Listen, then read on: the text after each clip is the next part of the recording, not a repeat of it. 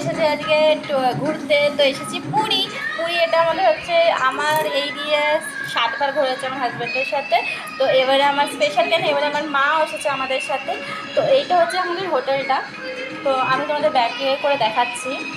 আর আমি জাস্ট এইমাত্র স্নান করে উঠলাম, ফ্রেশ হয়ে নিয়েছি। আজকে আর সমুদ্রে যাবো না, কেন একটু রেস্ট নেওয়া দরকার।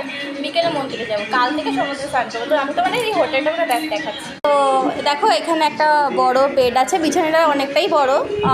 রোগা মানুষ 3-4 জন শুয়ে যেতেই পারবে। বেডটা খুবই সুন্দর আর খুবই ভালো। আর এখানে একটা বড় জানলা আছে। আর এই যে আমার মাও স্নানে আছে, সমুদ্রে আজ যায়নি।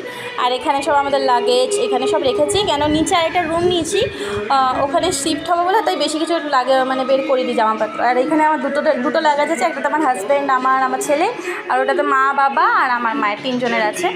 তো আর এইটা হচ্ছে বাথরুমটাও বেশ পরিষ্কার পরিচ্ছন্ন, কোনো প্রবলেম হবে না। শাওয়ারও আছে আর 2 রকমেরই জল আছে।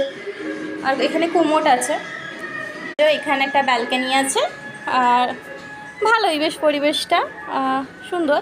রোদ্দুরটাও সেরকম খুব একটা গরমও না, খুব ঠান্ডা, মানে রোদের ব্যাপার নেই। ওয়েদারটা বেশ ভালোই আছে। আমরা শাহরুখ খান আর কাজলের গান শুনছি। এইটা হচ্ছে বাইরের ভিউটা।